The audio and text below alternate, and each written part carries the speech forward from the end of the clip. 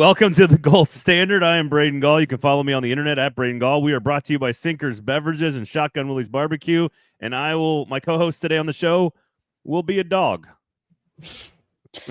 But she's better looking than I am anyway. So, all right, she's gone now.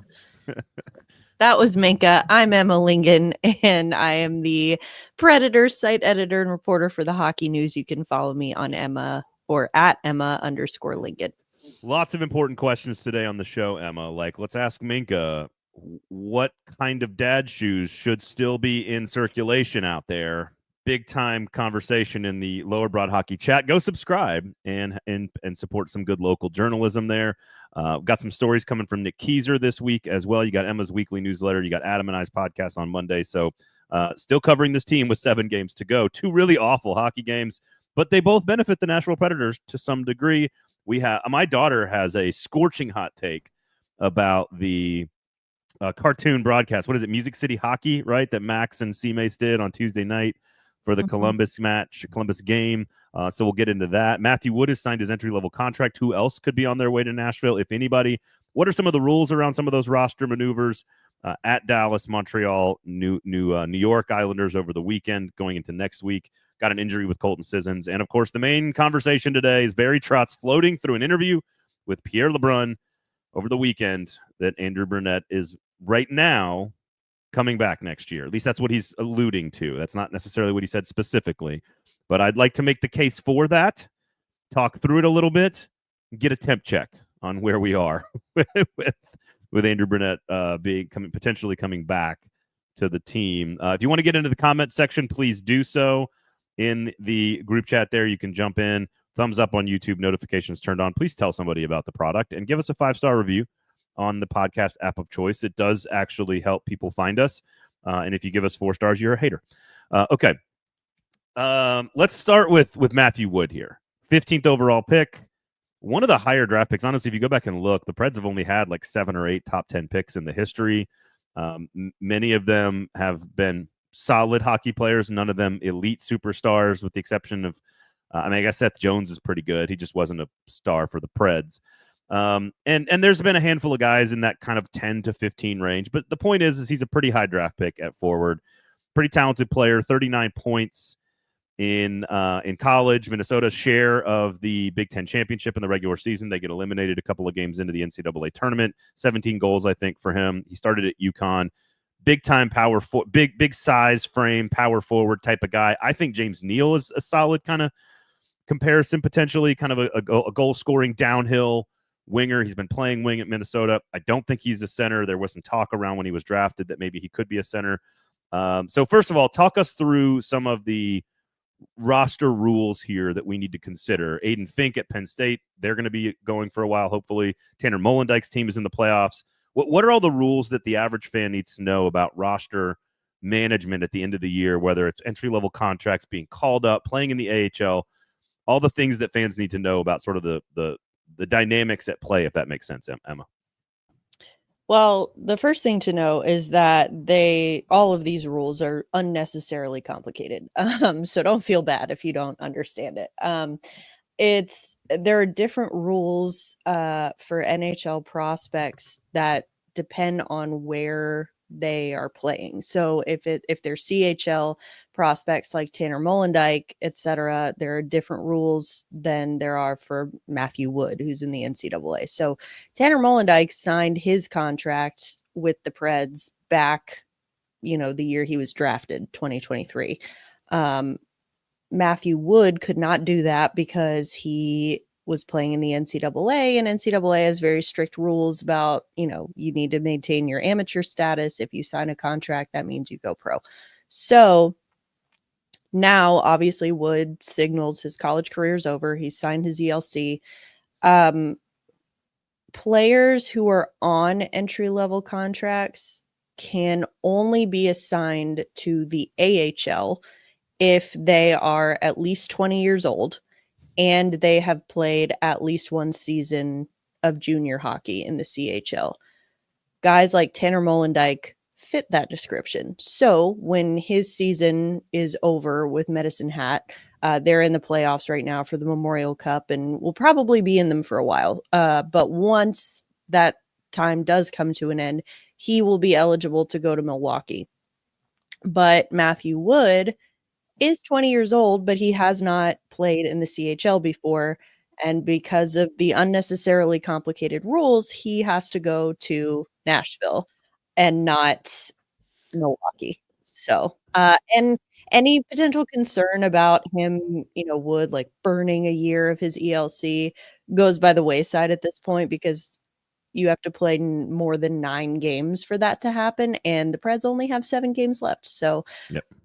nothing, no like long-term damage there. It also doesn't mean that Wood is necessarily going to start the season with next year. It doesn't. So I hope everybody followed all of that. He can go to the AHL next year. He can play for the Preds this year, but it doesn't count as a year. Yes. So that's just again, Tanner Molendyk. The whole point about the whole controversy around Tanner Molendyk at the end of last season or going into the season was that we're not sure, did he play enough games to earn himself eligibility to go, and he hadn't by like, I guess it was like 20, like a third of the season or a quarter of the season or something. Like it just, he barely missed a deadline of some sort that he couldn't go to the AHL. It was his birthday. He wasn't old enough. Okay. Yeah, it's stupid. See, what's wrong, Mrs. and Mr. Molendyk? Yeah, it's a Earlier. ridiculous rule. I think his birthday was in February, so he was still 19 at the start of the season, which meant he was a few months shy of being able to just go straight to the AHL. So what we can expect is that Tanner Molendyk and Matthew Wood in particular, two guys that will be linked together because they were drafted together in the first round here in Nashville in particular, are going to start the season in the AHL next year and are going to be prominent development pieces for the Predators next year in the AHL. But in the meantime, we get to see Matthew Wood potentially as early as Dallas on Thursday. Again, this is mostly just about, let's see the skills. Let's see what you're good at. Let's see what you're not good at. This is not about finding a roster spot or earning your time. This is not really even about development per se. It's about gaining a little bit of experience so that you are more comfortable coming into camp next year. Otherwise, let's see the big frame. Let's see, Michael Gallagher was always concerned about the skating. So let's see how it looks with professionals who make millions of dollars and have done this for a living for a while. It's going to look different, but let's see what it looks like. And I think that's critical.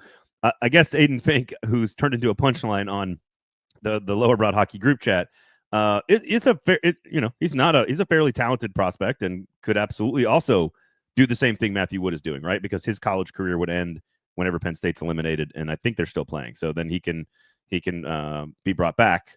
He could do the same thing Wood is doing potentially. Yeah, Aiden Fink, Hobie Baker finalist. Put some respect on his name. He's he's going to the Frozen Four with Penn State, and once that season is over, he is eligible to sign. He may choose to go back to college for another year. I think he's still only a sophomore, I think. So he's got some wiggle room there. So I personally would not be surprised if he went that route, went back to college for another year after this one. But you are correct. He would be eligible to come to Nashville.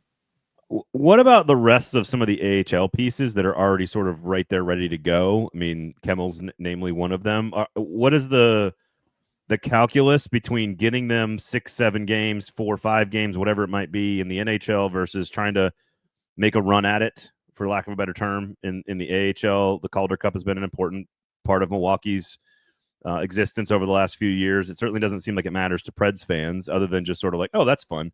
What is the calculus around not bringing up other players? Why not bring up as many as you can and give them as much time as the rules and the roster rules kind of allow?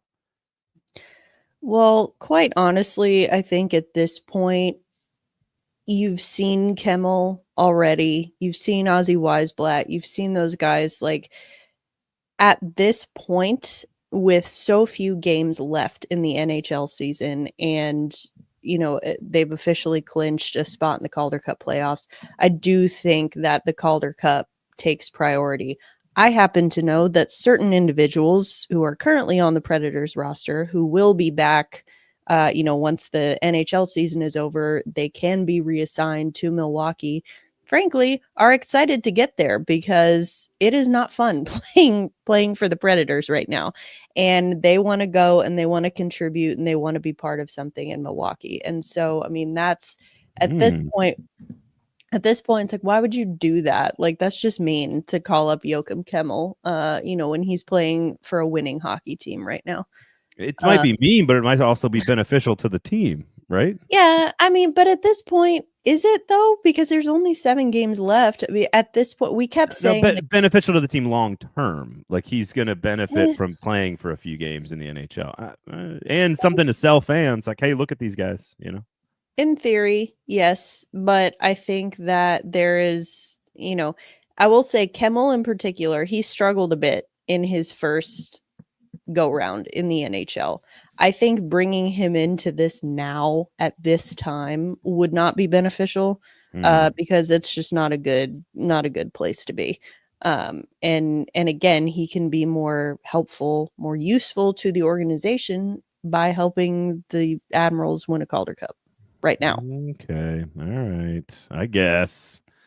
I don't know. I'd rather see him play in the NHL. That's just my personal opinion. All right. Any other names? Anything else? Like anything else on the young players, the developmental players, the prospects, the farm system? Anything else you want to add to that conversation before we move on to a really important loss and then a really ugly loss, and a roster loss? Yeah. Just RE, the weird, annoyingly complicated eligibility rules.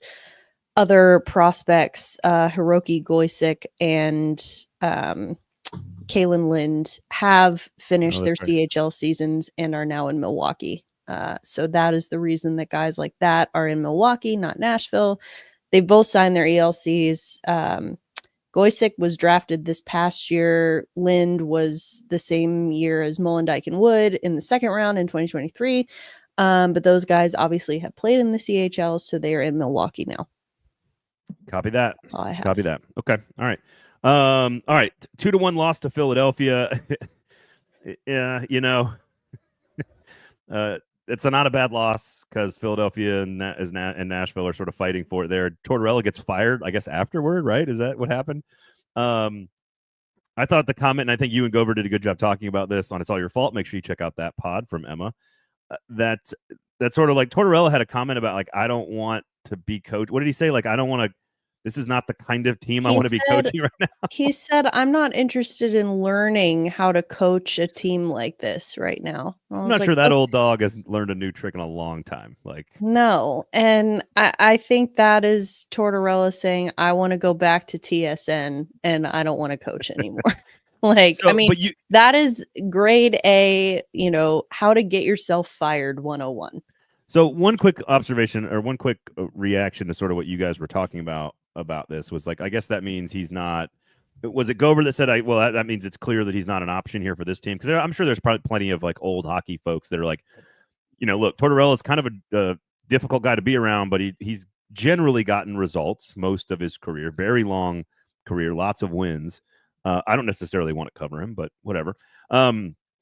This is not really about Tortorella per se, but Gover said something about, well, I guess this means that he wouldn't, Nashville wouldn't be a fit for him at all. And I kind of was like, but wait a second, aren't we going to go back to, aren't the fans, and this is what I'm positing here to you, for you to respond to, haven't we as a media group and as a hockey group of hockey folks and fans kind of come to the conclusion that if they do make a coaching change with Brunette, which we're going to talk about in a little while, that a more veteran, sort of established, known commodity to handle the veterans that are making up most of the production on this team, the direction to go? I am not advocating for John Tortorella, but what I'm saying is doesn't he actually, that type of coach, doesn't that experienced, grizzled veteran coach, isn't that actually what we are looking for as a fan base, as a media group? Like, I'm just saying, like, as hockey folks, isn't that the right direction for the team to go if they were to make a change? In theory, yes. However, looking at Tortorella, he took the job in Philadelphia. Remember, he had taken time off from coaching. He was doing broadcasting. Scratch the itch again. He comes back. He takes the job in Philadelphia, knowing that he's walking into a rebuild. And even then, he still was like, yeah, I don't want to do this. So imagine if he comes into a situation like Nashville where they're not supposed to be rebuilding and they're supposed to be competitive, and God forbid the calamities of this season happen again next year, then I think that would be even worse. I mean, I agree So with that. if he didn't want to lose, then he shouldn't have taken a job with a rebuilding team. The But Preds again, are not necessarily that in theory, right? I mean, I know it feels like that this year, but they also last year were a playoff team. So right. No, but I'm saying after the season that has happened in Nashville, I like if he didn't want to coach a losing team that was supposed to be losing, like right. Philly, then I don't think he'd want to coach a losing team that's supposed to be winning. Josh says all I heard was Braden loves Tortorella and Quenneville. Look, I want to win hockey games. I don't care about anything else right now at this point if I'm a fan of the team. Josh also says Kimmel's the one I expected to see more of this year. Is there something in particular in his game the team is waiting to see, or do they just want him to get consistent time down there? I think it's kind of a little bit of everything. Probably haven't seen enough from him in certain areas. We are going to spend a lot of time this offseason on the prospect, on the farm, on the AHL, on the development of these players, because that is what you folks care about. And I think that's what's important for the team moving forward. So Lower Broad Hockey is going to have a lot of content around these players, the draft, etc. So we'll dive into that a little bit more once we get sort of out of the season. But obviously, Emma's already kind of made some points about like they're in the middle of a run here. It's winning hockey. You know, some of the guys that are on the team want to go back down there, etc. So we'll see about that. All right. So the loss to Philly.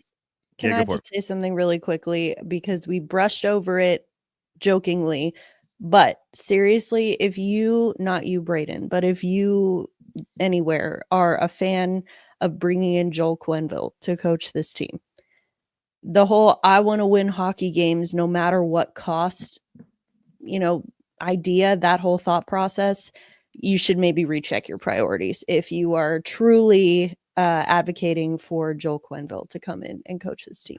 That's all I will say. I am not. I know you are not, but I just wanted to send the message to anyone else who's listening. Paul says, I know this is conjecture, but why are we even entertaining the recycling wheel of NHL coaches who have been fired? I think NHL coaching society is broken.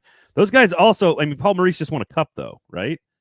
Yeah, like he's a Paul recycled Maurice, coach. All these guys are recycled. A lot of these guys are recycled coaches. They all are. I mean, look at Jim Montgomery got fired from Boston and he's now leading St. Louis into the playoffs. It's, Bruce Cassidy, same thing, won a cup or went to the playoffs with Vegas and won a cup with Vegas. All of these guys have been fired. It doesn't mean they're bad coaches. It just means that they're not fits for where they are. I mean, Peter Laviolette has won a cup and been to other Stanley Cup finals and gets fired all the time. Yeah. Like, I mean, getting fired as an NHL coach is really not the death sentence that people want to think it is. I mean, you've been on the Mike Sullivan, right? Is the guy you think would be the guy to go after? I think you could do a lot worse than that. So there you go. Okay. 8-4 against Columbus. We're going to get to the cartoon element of the game, and then we'll get to the broadcast. See what I did there? The cartoon element is giving up 8 goals, and UC Saros, I believe, being pulled for the 5th time this season against the Columbus team. It is what it is. Now, Marchenko on my fantasy squad, so I don't mind the hat trick there, although I've been eliminated from the playoffs. Congrats to Patrick and Ben, by the way, who are in the finals. I believe it's RV Hustle versus the Chugging Choo Choos, if you remember that reference from the preseason. I don't know what to like. It's one thing to lose 2-1 in a game against a bad team where there's some draft lottery implications, even if it's very minor, and sort of you kind of played a decent game. It was pretty evenly matched, not particularly good looking hockey by either team in that game, by the way, as expected by 2 bad teams. But at least you kind of watch it and you're like, oh, this is a good game. It's close. You lose, you don't care because you stay ahead of Philly in the draft lottery. This was different. This felt different. This felt like the end of the long season. This felt like almost giving up. At one point, 6 goals by the middle of the second period, 7, I think, by the second intermission. It was 7-3 going into third. Give up an 8th. I don't even know what to say about an 8-goal defensive performance by this team on a Tuesday night. It was so bad. And again, not even surprising, not even a little bit. And the whole, if this team goes out 11-7 again against Dallas, I might jump out my own window because I don't think I can watch this again. There is absolutely no cohesion, there's no communication, there's no chemistry, which is what happens when you're constantly mixing the lines. And in this case, you have to because you don't even have 12 forwards.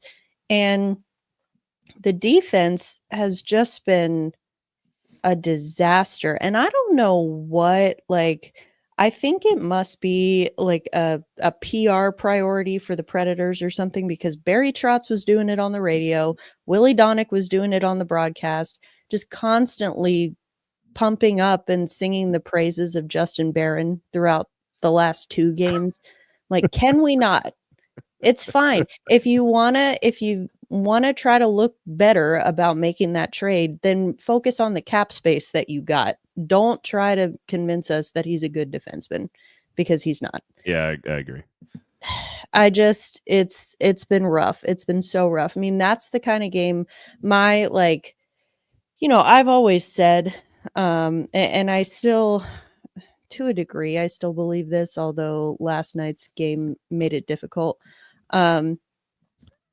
I think that I can hear it in your voice right now. I still think that Andrew Brunette earned a full season. I think firing him with 7 games to go is admittedly not smart. However, my conspiracy theory was that was the kind of game, they were trying to get him fired in that Columbus game. That was just atrocious. Yep. And at this point, we've been saying, hey, at this point in the year, if you're trying to look for a silver lining, let's try to find things that we can build on. This year is a waste. So let's try to find things that we can build on for next year. And we're running out of time. And quite frankly, the only positive that I would take from these remaining 7 games, the only positive that I would take going into next year that I would actually believe in is if Andrew Brunette got fired.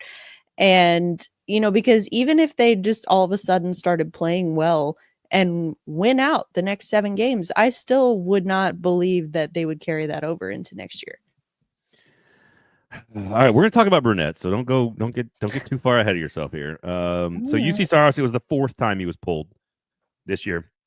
7 times he played less than he played around 40 minutes or less last year. 7 times. Not all of those are being pulled. Some of those are when he came in, I guess, for a backup, I suppose. I got to double check on that because I'm kind of working through the research right now. Only 1 time in 2023, the 22-23 season, so 3 years ago, only 1 time was he out of the game and not playing a full version of a game, like 55 plus minutes minus the being pulled at the end or whatever. I only counted 3 the year before that. So 11 times. And again, I got to double check how many of those were being pulled versus coming in to replace, I guess, what would have been Kevin Lingan 2 years ago.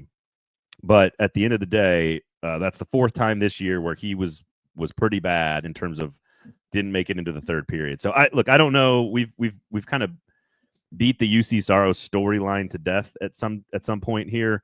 It is the first time he's given up 7 goals all season, but he's also given up 6 3 times, and he's given up 5 4 times. So 5 or more goals 1, 2, 3, 4, 8 times this year. So not great. Some of that is really bad defense. Some of that's the case there. Anything you take away from Saros last night, or does it mean anything to you still? No, I mean, I feel like this is going to end up falling on deaf ears because I know that I have been an advocate of Saros, for a long time. I still am. I still think that he's your best chance to win. And I think that with last night's performance, I'm not at all sitting here and arguing that was his best or anywhere close to it. Sure, there were a couple goals that you would like to have back, that he would like to have back. That happens even with amazing goalies. Connor Hellebuck has bad nights too. It happens. And so I think that people are just less tolerant of the bad nights from Saros.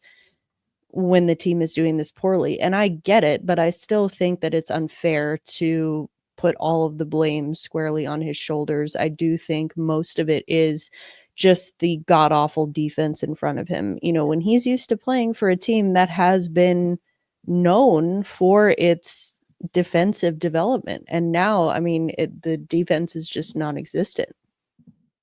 Yeah, it's not been good. And I am double checking right now, but it does look like it was 7 times he was pulled last year. 4 goals or more, and 4 this year. That's 11 times in the last 2 years. So just something to keep an eye on. Otherwise, hot take from the daughter here. Brought to you by Sinkers Beverages and Shotgun Willie's Barbecue. Look, I'm a walking billboard today. I got the I got the polo shirt on, Sinkers Beverages. I got the Sinkers Beverages hat, which is going to lead us to another conversation a little bit later. So stay tuned for sports apparel. Kevin, your shoes are they're going to be on full display, literally. Sinkers Beverages and Shotgun Willie's Barbecue. By the way, if you are a Titans fan, I already had a reference. I saw a reference earlier in the chat, I think from Eddie, about Titans having the #1 pick. Sinkers Beverages, for those that you do not know, has put on a draft party with 440 Sports this will be our 3rd annual draft party at their headquarters in the Track 1 building in Wedgwood, Houston. It's a really beautiful old building. They've got a cool office up there. We sell tickets to it. All the money goes to help Our Kids charity. So Our Kids Foundation here in Nashville, which is one of the top 3 or 4 largest clinics of its kind in the country that handles child sexual abuse in the state. They treat over 800 to 900 kids every single year. I've been on the board for that charity for a long time, so this raises a lot of money for them. We've done some special stuff around this, but Sinkers Beverages, I want to make sure they get the credit for this. I will put the links if you are a Titans fan and want to come hang out. If you're a Preds fan and you want to come hang out, I'm going to be there, so you can come hang out. Last year, we got to watch a playoff game, together on the Friday night of the NFL Draft after the Titans made a pick. That will not be the case this year, obviously. But it's still a cool event. All you can eat, all you can drink, and catered by Shotgun Willie's Barbecue. So you get not a free meal, but all the money goes to charity. So it's all you can eat, all you can drink on Thursday night at the Track 1 building. And then Saturday night, we're going to have Paul Kaharski and Nick Suss and a bunch of other 440 folks in a live Q&A after the draft on Saturday night. That's going to have a 5-flight bourbon tasting as curated by Sinkers Beverages. And I'll put the link in the podcast app, the podcast show notes, as well as the YouTube show notes as well. Tickets are not super expensive at all. You can come to both if you want. You can come to one or the other. It's going to be a lot of fun, and all the money goes to charity. It's just a night to eat some good food, have some drinks, and kind of relax, watch the NFL Draft together, just hang out, and not watch playoff hockey, apparently. So Sinkers Beverages and Shotgun Willie's Barbecue helping raise money for the kids. Okay? Just, I don't know what else you need. So hot take from my 8-year-old. So I interviewed Max Hers last week on Lamestream Sports. If you want to hear about sort of the technology and how it all works and sort of what they were doing, go check out Lamestream Sports podcast. Myself and Steve Cavendish had about a 20-minute conversation with Max Hers. Pretty cool how they're doing it. I think it's a really creative way to continue like the Big City Greens thing that happened, and a lot of sports are doing it. The NFL has done this around Super Bowl. Like, you kind of know what you're getting here. They did a great job, I thought, with like all the stuff around the rink that looked like it was set sort of outside in downtown Nashville. And so I thought, this is a great opportunity for my daughters to get to watch an early start time. We had softball practice, so we started and it was already like 6-3 at 7:00 when we got back. But we put it on, and Marin the whole day was like, I just want to watch, Dad. I want to watch. I'm like, okay, great. She likes the Preds a lot. We put it on, and I would say within 90 seconds, like they thought it was cool.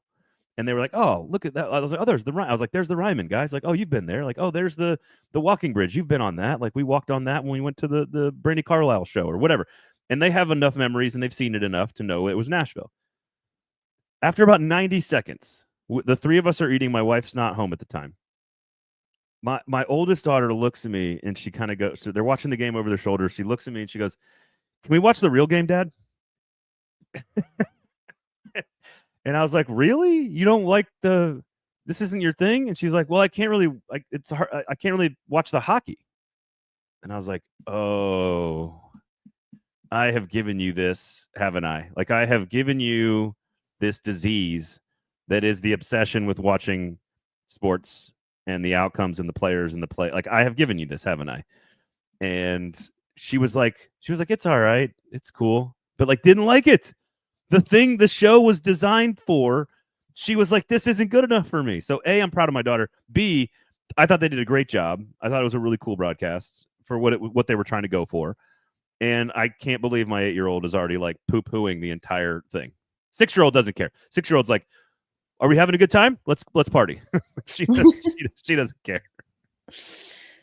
Well, 8-year-old girl after my own heart. I think I wanted to see what it was about, so I turned it on. I think I lasted for about 45 seconds before I was like, I can't watch this anymore. First of all, the broadcast, they tried to market it as like, it's not just for kids, it's for everyone. It was for kids. Again, they're explaining. C-Mace at one point had to explain what a hat trick was, which I was like, that's good that's really good for a 6 or an 8-year-old. That's good. Yeah. That's great. And again, like, see what they were trying to do, but it was not, not for me.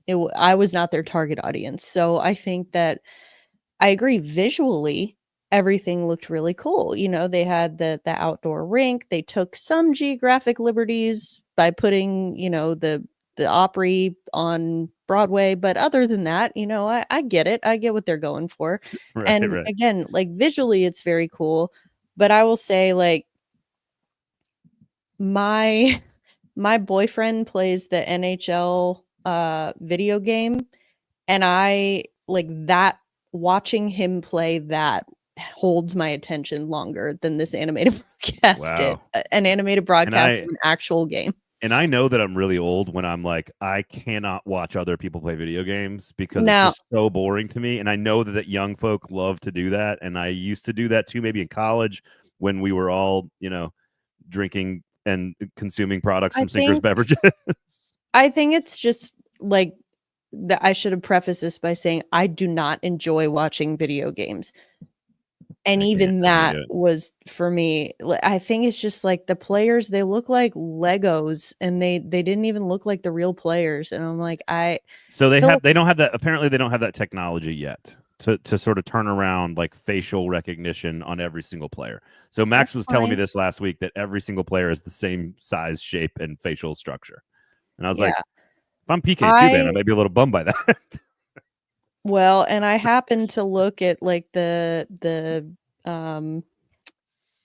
happened to switch over to that broadcast right before Philip Forsberg scored. And then as soon as I saw, I was like, oh, this is kind of cute, but I'm not sure how I feel about it. And then Forsberg scored, and they showed him in the high five line, and he didn't have a mustache. And then I was like, all right, you lost me. I can't. Come on. No, I mean, I agree. But now I think you had to know that going in for sure. The other thing is they're calling the broadcast like from a neutral site. They're not like in Columbus or in Nashville. They're up at the NHL offices because of the technology. And they are themselves doing it off a VR headset. And actually, Max was asked, do you want to call the game off the VR headset, seeing the players in caricature mode, or do you want to call it off the TV? And he was like, can I see all of it? So he didn't have the VR headset. When they cut to those little moments when they're just the two of them on screen, that's when they put the VR headsets on and they kind of do their dancing and stuff. Like, oh, we're down here in front of Hottie B's, that chicken, or whatever it is. That Vanderbilt sorority girl hot chicken. Go to Shotgun Willie's barbecue if you want really good food in Nashville. So I thought it was funny. I thought it was cute. I think I like that they're doing stuff like this to try to bring in younger fans. As Eddie said, it's not for people that are trying to watch the game. I just didn't expect my 8-year-old to be one of those people yet. and I should have known. I should have known better. This is the girl who sits on the couch when we watch football.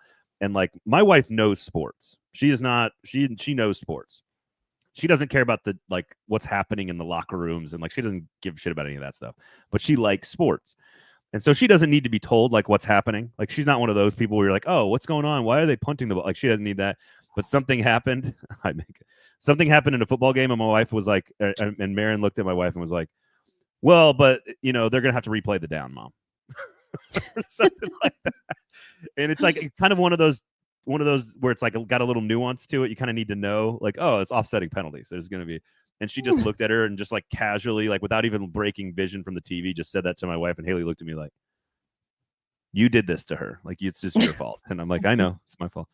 But I was kind of proud of her. She totally poo-pooed the kids broadcast and wanted the adult broadcast. So we flipped it over in the third period, and it was just as ugly. in regular visuals. Okay, Colton Sissons. Look, you said you saw him walking on crutches in a boot. Bad ankle injury there, obviously, with it going wrong directions on the ice. Look, what this is a guy. If any of the players that need to have their season ended a little bit short and need to make sure they're recovered and ready to go, it's guys of Roman Josi and Colton Sissons ilk. Steven Stamkos, I think it was against Philly where Stamkos crashed the net, tried to score the game-tying goal, thought he had poked it in, and then was like on the bottom of a giant pile. And I'm like, what are we doing? Yeah. Like this is not this. Like, I know that we want to go hard and that you want to be full send all the time, and I get that, but like also let's be smart. There's 7 games to go in a worthless season that they're throwing away here. These guys need to be taken care of now, and so I'm okay with Sissons just being done for the year. I'm okay with Josi never coming back. Like, get ready for next year, guys. You got to regroup. Yeah, I'm still seeing people like, any word on Josi, or why haven't they announced Sissons out for the year? I'm like, does it matter at this point? Like, No, I think you just see something like that and assume that they are out for the year. I mean, Josi, again, he's got a history of head injuries. Sissons, again, I talked about this with Gover, but it has nothing to do with gamesmanship and like keeping people guessing, ooh, is he going to be in the lineup? It is literally because they can't make an official designation like that until they get like a full medical diagnosis. Yep. So not a lot to add. I don't think there's not a huge part of that story. So let's get to the main part here, which is Barry Trotz floating the idea that Andrew Brunette would be back next year. All right. Saker's Beverages, for those that need to drink before this segment. Shotgun Willie's Barbecue, if you're hungry. Open Wednesday to Sunday, 11 a.m. to 3 p.m. All right. First reaction when you saw the story, I saw it in the Lower Broad Hockey chat, and I saw a lot of the reactions to it. Adam and I talked about it on Monday. Andrew Brunette's coming back next year. Let's just start with that. This is hypothetical. Andrew Brunette's coming back next year. Barry Trotz says that as soon as the season's over. What's your reaction to it, first and foremost? Not surprised, because like, what else is he going to say? You know, like, I mean, he's under contract and he's not, we've talked about this before. He's not going to be like, all right, guys, Andrew Brunette is a lame duck. He's not coming back. You're saying right now what he's saying in reports to when he's having these off the record conversations to reporters. I agree that you can't say anything else. Like, you can't. I'm just saying the actual decision has been made. He holds a press conference at the end of the season and says, Andrew Brunette will be our coach next year. What is your reaction? Oh, that is, yeah, then my reaction is very negative. But again, it's so on brand for this team that it's like the fact that we're even having this conversation right now. Like, under any other circumstances, this should be a no-brainer. But again, like, he's not going to say, Barry Trotz isn't going to come out and say, oh, everything is, like, we're getting rid of him. But he's also not coming out and saying 100% Andrew Brunette's our coach. We are not looking anywhere else. There are no other options. Like, that is what I think would be more concerning to me at this point. But I mean, it is what it is for right now. So one of my big takes on this has always been, be convicted if you're Barry Trotz. If you are still making decisions, that's concerning to me. If you still need more evidence to make your decision, that's concerning to me. I feel like you should have enough evidence, one way or the other, on what to do.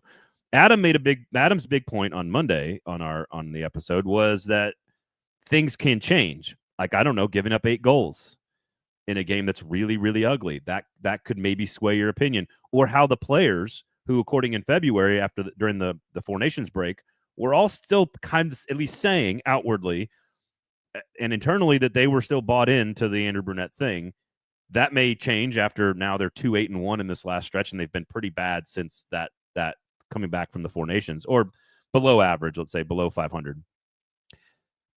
Do you think things could change? Do you think Barry Trotz could have his mind made up today, saying, yeah, I'm going to bring him back, and then after conducting exit interviews and after watching the last couple of weeks of the season, could he make a different decision? Could he change his mind?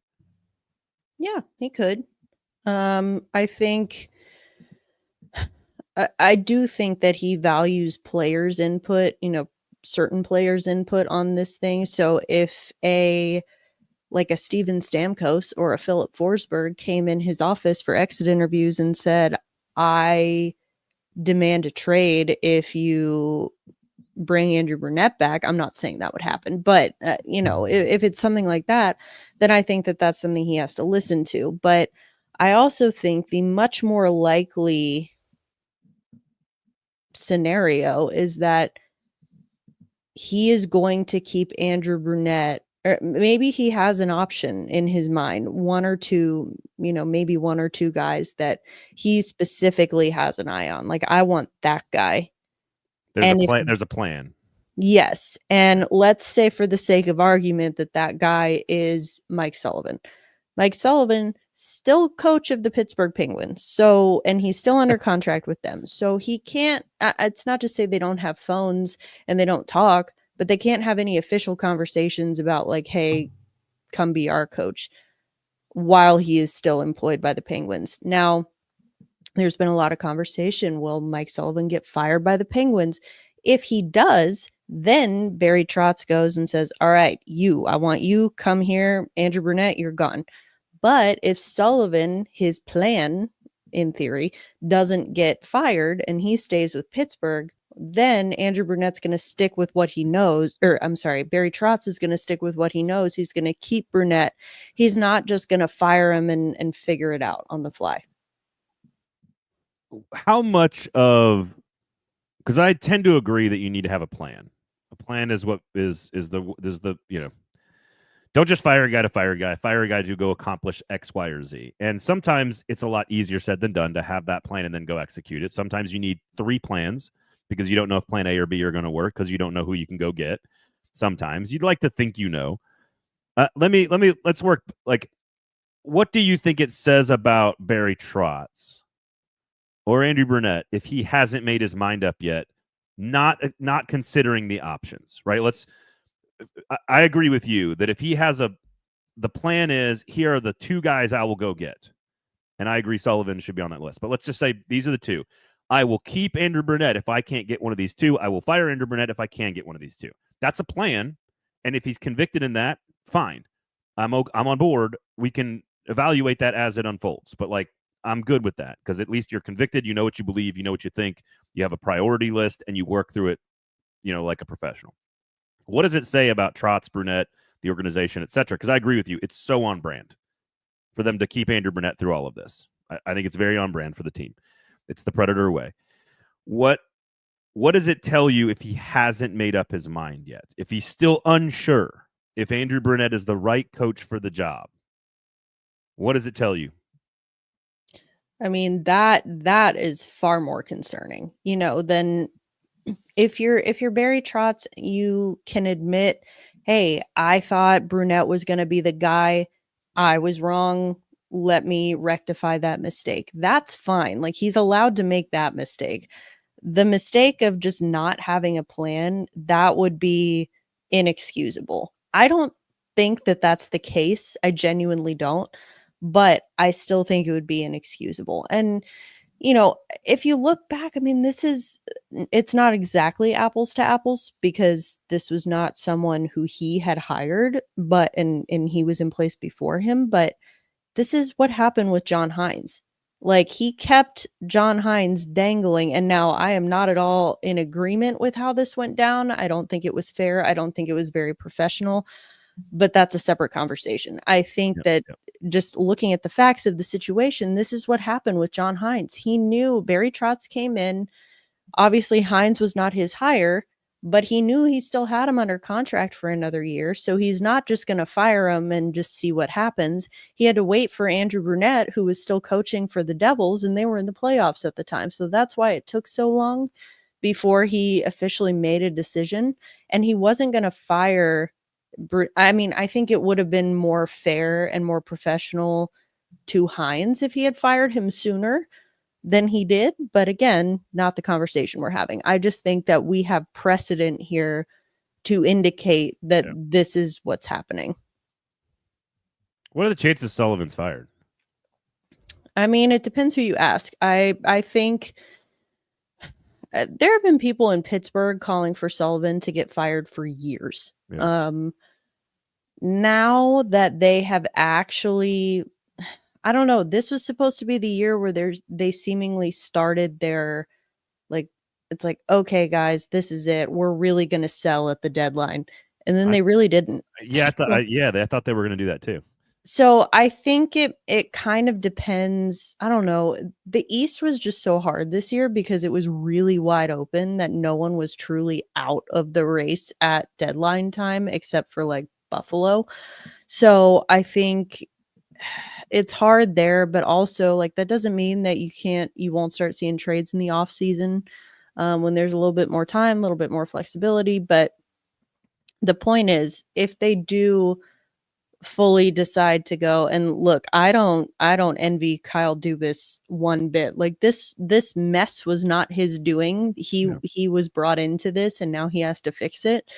So I don't envy him that, but I do think that they are getting to a point where you have to kind of say like, okay, we need to go in a different direction. But to our earlier point about player input, Sidney Crosby is the kind of guy, and I'm not saying he is, but what if he comes into Dubas's office and says, I will leave if you fire Sullivan? You know, that's the kind of thing that could save his job. Didn't he get an extension?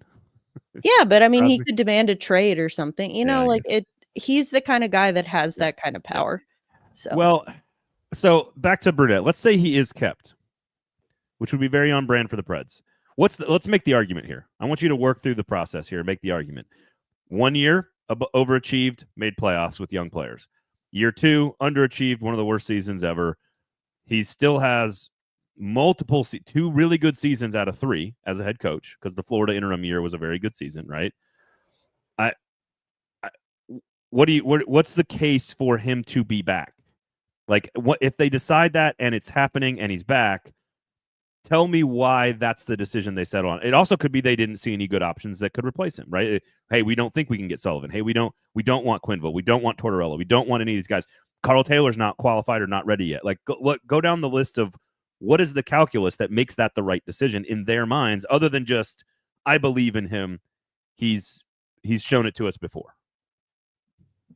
Well, I still think the chief argument there would be we didn't have anyone else or like there was no one else available, no one else we wanted, whatever it is. I think that would be for me, that would be the primary argument that I would accept in a decision like that.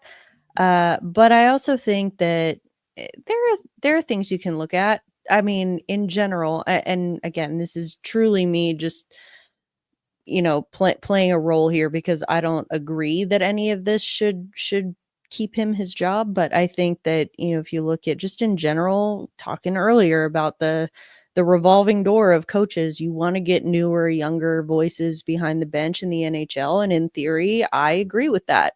So Brunette is one of those guys, he has this kind of not new, but unique system, and he was able to get a lot out of a team last year that wasn't expected to do much. So it's like, well, hey, what if he can do that again? And so, I mean, I do get it. Like, there are arguments for it, but I don't know. My argument against it, but of course, the argument against it is that the system's a little quirky and it's been bad. Like, that's it. Like, it didn't work. Mm-hmm. Like, the season is the evidence. Record. Look at the losses. Look at this. Look at the defense. Look at the offense.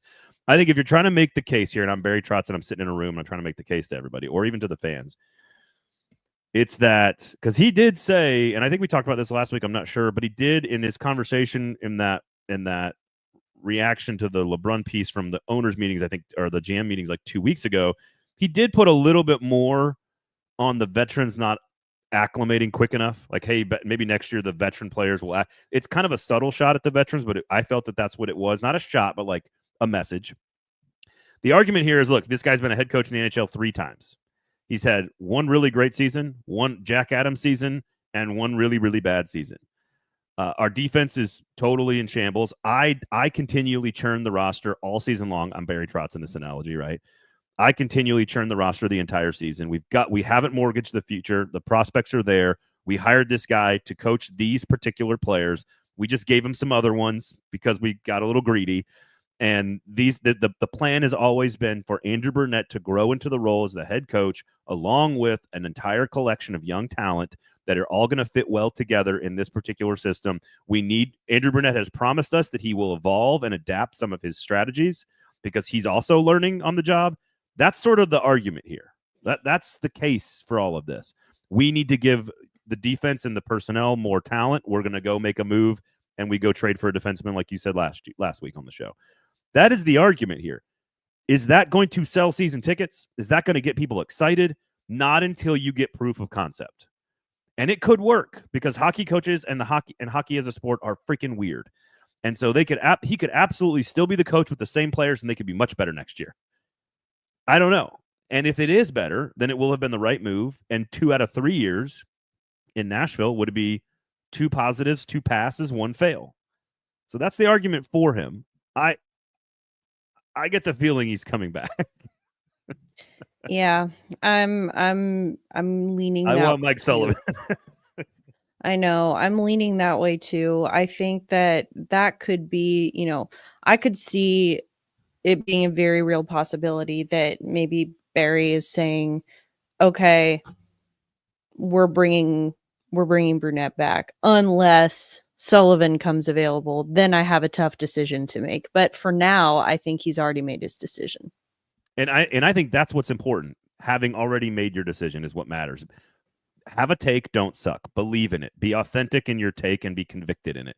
I actually don't think this is that disrespectful. If you were to go to Andrew Brunette and say, look, my opinion of you hasn't changed. This season's been really bad, so we're going to have to make adjustments. I need to make adjustments. You need to make adjustments. The players need to make adjustments. We all didn't do good enough here. And certainly that could also involve changes to the front office and to the coaching staff. I think it's ceremonial.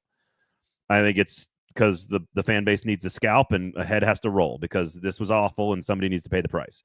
But actually, here's the thing. I don't have a problem with doing the St. Louis thing, which is if you go and you're honest about it and you go to Andrew Brunette at very moment of private, it's just between the two of you, and you say, look, we would like to keep you as the head coach. But if Mike Sullivan is available, I am going to have to hire him as the head coach, and he wants the job.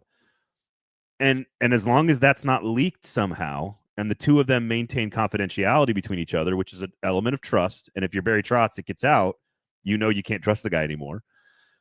There's lots of different ways to play this political game here, but I actually don't think it's that unusual or crazy or disrespectful to go to Andrew Brunette and say, look, we still believe in what you're doing, but we have this opportunity we don't expect to ever get again. We're going to hire this guy. If he wants the job, we're going to offer it to him. And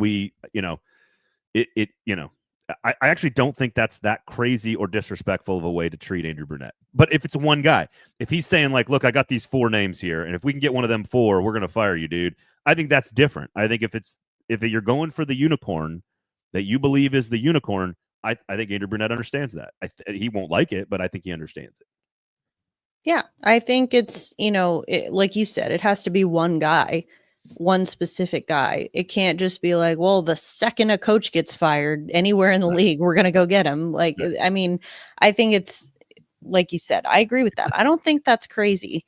It's like a no movement. You know how like a limited no movement clause where a player can be like, these 13 teams I will go to. It's like Barry's like, look, Andrew, these are the 12 coaches that if any of them get fired, we're moving on to fire you too. Like, that's not how this should go.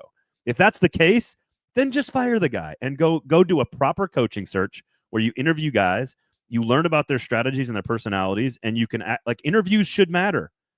It's not just like your win-loss record. Like, an interview should matter, and an interview should be able to change your opinion about whether or not you like a guy or not. So I don't know. I have a feeling he's coming back. So, yeah, I'm getting there. I'm getting there too. Yep.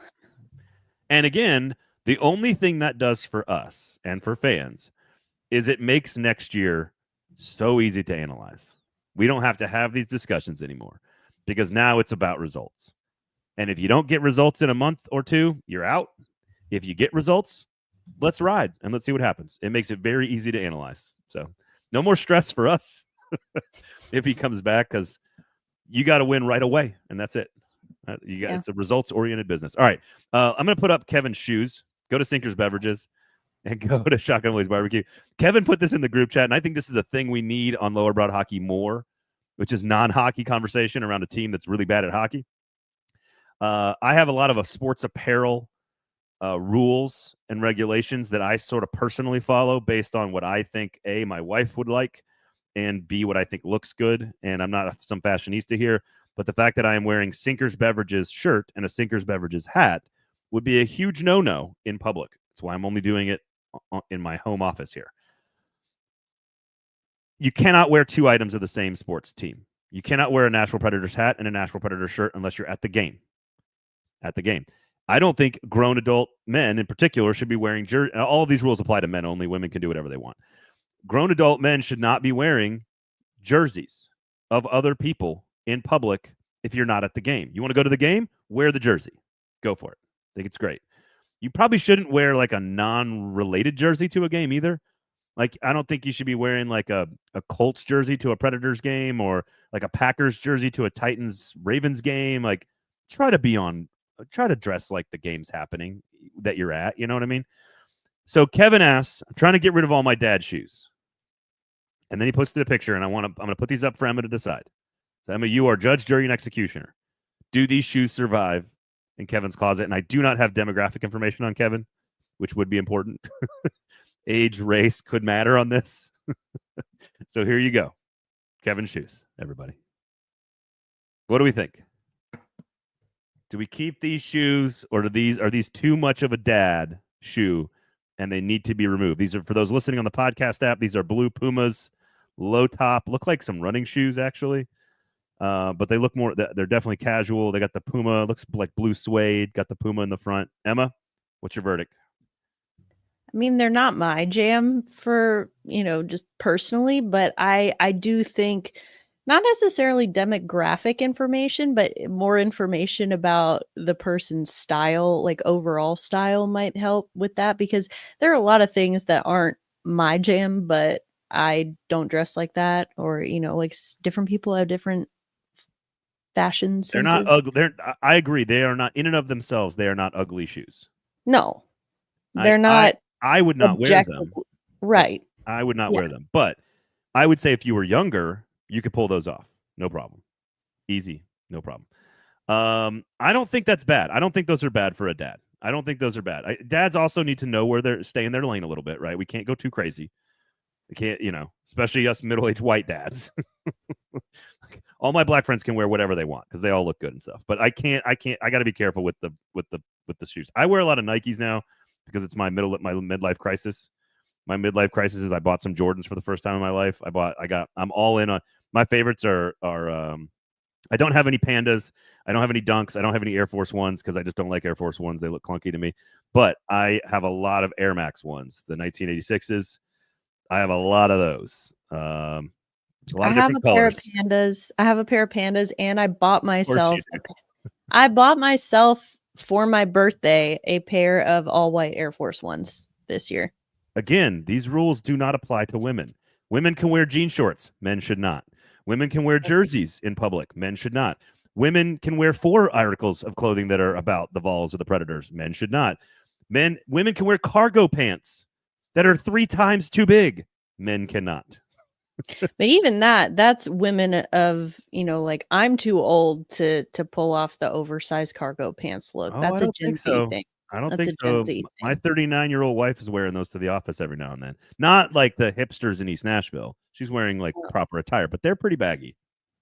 We also live in a fashion bubble over here, so part of it is age, but also part of it is body type.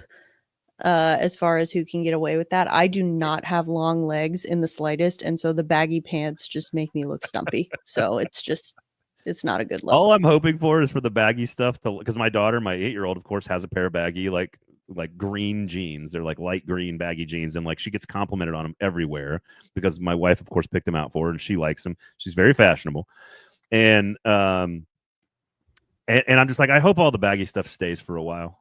I know it won't. I'm sure it'll go away. But like as a father of soon-to-be teenage daughters, I'm like, just oversized sweatshirts and oversized pants are totally fine with me. Well, leave a little something to be desired. Leave a little something to the imagination, okay?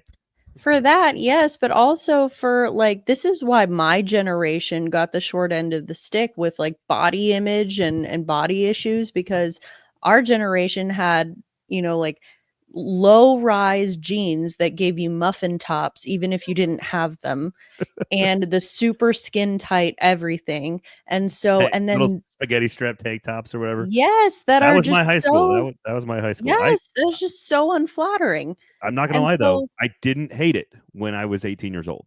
I I'm didn't hate sure you that. didn't. So, I'm sure you didn't. But I'm saying for me, like that was my teenage years. That was the style. Now teenagers get high rise everything and mom jeans. oversized sweatshirts. And I'm like, this is just not Yeah. fair. Yeah. I don't agree. It may be more of like what your own personal style and like what fits on you. But like my sister-in-law is like 37, my wife's 39. All the moms that are all between 35 and 40 in our group, in our friend group, they're all dressed like that. They are all dressed with big baggy pants and like baggy this and like the weird like monochromatic shoes. Like they're all bright green or something. Like it's just I don't understand it. I don't understand fashion, but give me my Air Max 1s from 86. I'm good to go. I got about 7 different pairs.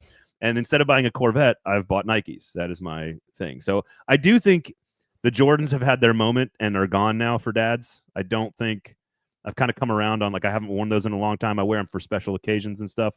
So I would say to Kevin, go find a style of Nike. I'm a Nike person. I know Adidas are very hot right now too. But find a style of a shoe that you like, buy a couple of different colors of that shoe, and just go with your confidence and your authenticity. Just roll with that. But I'd keep those Pumas. I think those are all right. They're fine. Yeah. Yesterday was the 40th anniversary of the Jordan 1 high top. How about that? Cody bringing some knowledge. There you go. Okay. Sinkers, Beverages, Shotgun Willie's Barbecue.